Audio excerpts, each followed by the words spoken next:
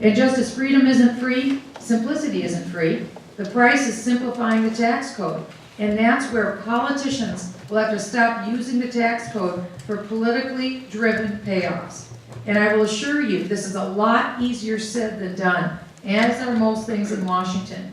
Because to simplify the tax code, we'll have to limit the number of different types of taxes and tax bases.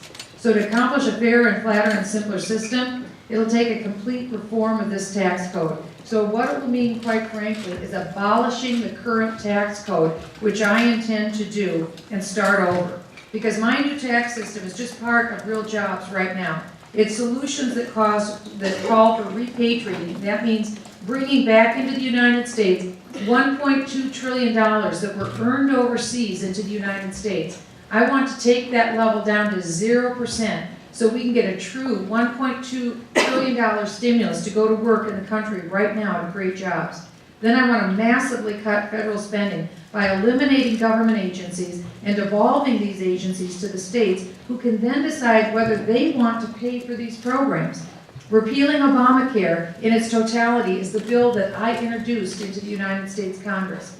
I have been fighting the government takeover of your health care, cutting taxes on investment and productivity, including making America's corporate tax rates finally competitive in the global world, and repealing the Jobs and Housing Destruction Act, better known as Dodd-Frank, in its totality, because that's drying up credit and your possibility of starting a company and also buying your first home. Repealing the $1.8 trillion in annual job-killing regulations. This is real, and I hear about this more than anything else from Iowa businesses. Get the regulatory burden off my back. It's killing me.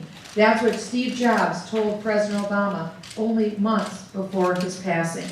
Increasing exports by finalizing free trade agreements, spurring new investment in America, inspiring innovation, legalizing American energy production. That will also produce an astounding 1.4 million high-paying jobs, including decreased regulations on developing new energy supplies from our abundant energy resources. You may not be aware, the United States is the #1 energy resource-rich nation in the world. You may think it's Saudi Arabia or some Middle East nation. It isn't. It's the United States. The problem has been the federal government that has put off limits American energy resources that can be a part of our solution to job creation and growth and competitiveness. And finally, we need to enforce America's immigration laws. That means ending taxpayer benefits and magnets to illegal aliens and their children. That costs us $113 billion a year, and it costs every household $1,000 a year. Bill Gates said, quote, "During the past 30 years, U.S. innovation has been the catalyst for the digital information revolution. If the United States is to remain a global economic leader, we must foster an environment that enables a new generation to dream up innovation.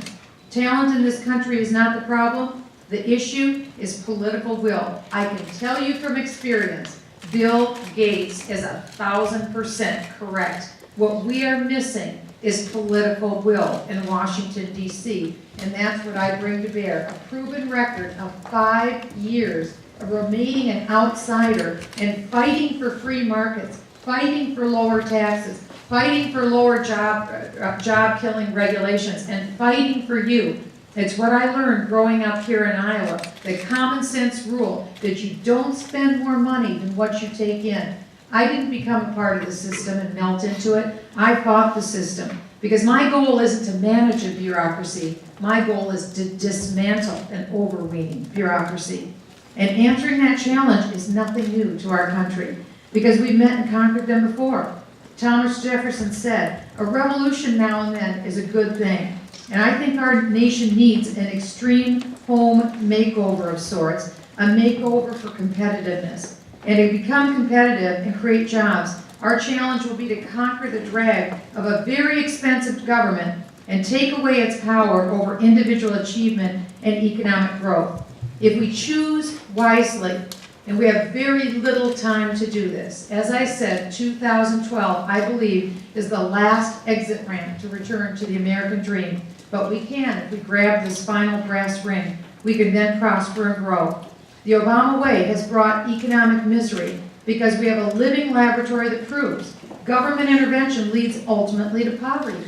Government will have to diminish so that you have the power and the chance and the money to succeed and grow, and so that free markets can once again be free. And as President of the United States, I'm prepared to meet that challenge and do the hard work that's necessary to restore this nation as an economic leader that it must be for you and for your children and for mine.